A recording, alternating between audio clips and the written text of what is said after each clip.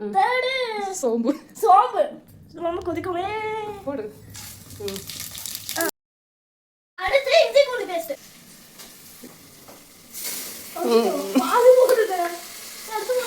போடலாம் போடலாம்.